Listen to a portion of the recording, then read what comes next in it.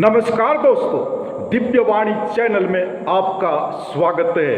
दोस्तों, दुख तकलीफ जीवन का अभिन्न अंग है, लेकिन इन सभी संकटों, मुसीबतों एवं समस्याओं से पीछे नहीं हटना चाहिए। सुख दुख, खुशी आनंद, धूप छांव, रात दिन प्रकृति की लीला है। पर जो हम करना चाहते हैं, हमेशा प्रयत्न करते रहना चाहिए। सफलता एक दिन जरूर हासिल होगी, केवल विश्वास पक्का होना चाहिए।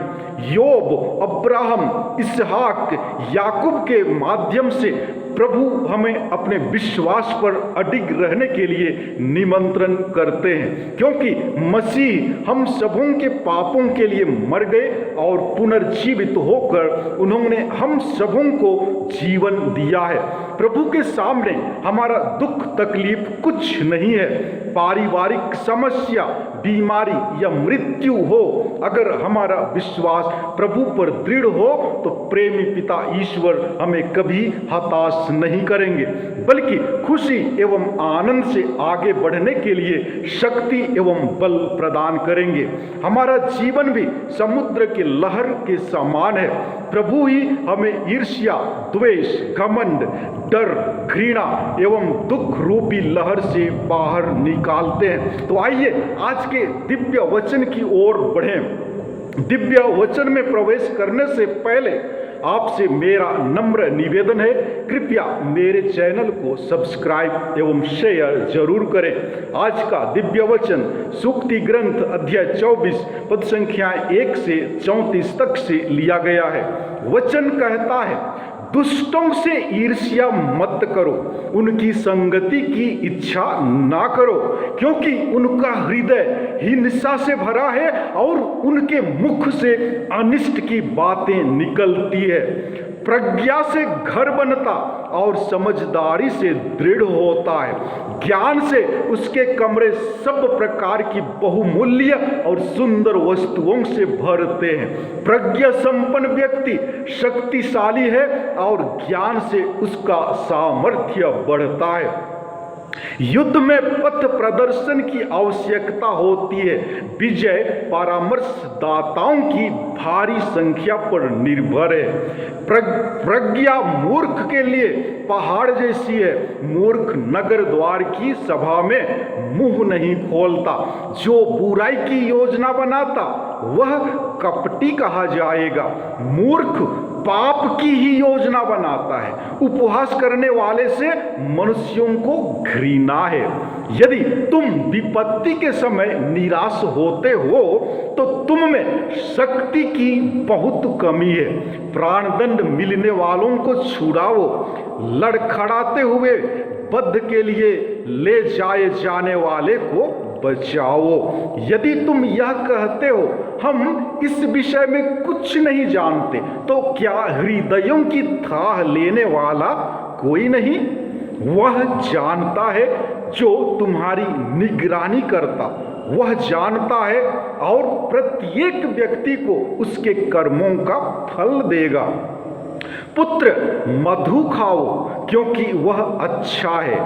छत्ते का मधु तालू को मीठा लगता है। समझ लो कि प्रज्ञा इसी तरह तुम्हारी आत्मा को मीठी लगेगी। उसे प्राप्त करने पर तुम्हारा भविष्य सुरक्षित रहेगा और तुम्हारी आशा व्यर्थ नहीं जाएगी। दुष्ट धर्मी के घर के पास घात मत लगाओ, उसके निवास स्थान पर छापा मत मारो, क्योंकि धर्मी भले ही 7 बार गिरे वह फिर उठेगा, जबकि दुष्ट विपत्ति में नष्ट हो जाते हैं। अपने शत्रु के पतन पर आनंद मत मनाओ। जब वह ठोकर खाता है तो तुम्हारा हृदय उल्लासित ना हो। कहीं ऐसा ना हो कि प्रभु यह देखकर अप्रसन्न हो और तुम्हारे शत्रु पर से अपना क्रोध हटा ले।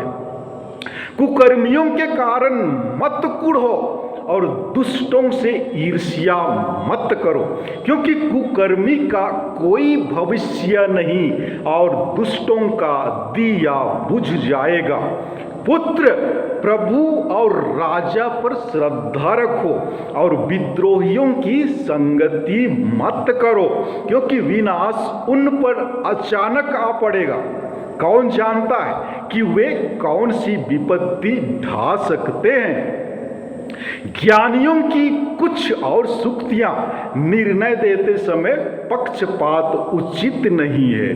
जो दोषी से यह कहता है तुम निर्दोष हो, जनता उसे अभिशाप देगी और राष्ट्र उसकी निंदा करेगा।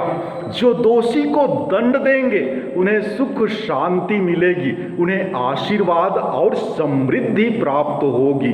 जो निष्कपट उत्तर देता वह मानो होठों का चुंबन करता है। तुम पहले बाहर और खेत का काम पूरा करो, बाद में अपना घर बनाओ। तुम अकारण अपने पड़ोसी के विरुद्ध साक्ष्य मत दो, अपने मुख से किसी को धोखा मत दो। यह मत कहो उसने मेरे साथ जो किया वही उसके साथ करूंगा, मैं प्रत्येक को उसके कर्मों का बदला चुकाऊंगा। मैं आलसी के खेत के सामने से निकला, उस मनुष्य की दाखबारी के सामने से जो मूर्ख है। मैंने देखा कि कांटे सब जगह पर उग गए, भूमि जंगली पौधों से ढकी है और पत्थरों की दीवार गिर गई है। मैंने जो देखा उस पर विचार किया और उससे यह शिक्षा मिली, थोड़ी देर तक सोना, थोड़ी देर तक झपकी लेना और हाथ पर हाथ रखकर थोड़ी देर आराम करना। ऐसा होने पर दरिद्रता टहलते हुए तुम्हारे पास आएगी, अभाव तुम पर बलशाली की तरह आक्रमण करेगा। प्यारे दोस्तों, प्रज्ञा की इन वचनों पर मनन करें, इसके अनुसार अपने जीवन को ढालने की कोशिश करें। ईश्वर आपको जरूर अपने कृपादानों से विभूषित करेंगे। धन्यवाद। कल पुनः मिलेंगे, तब तक के लिए जोहार।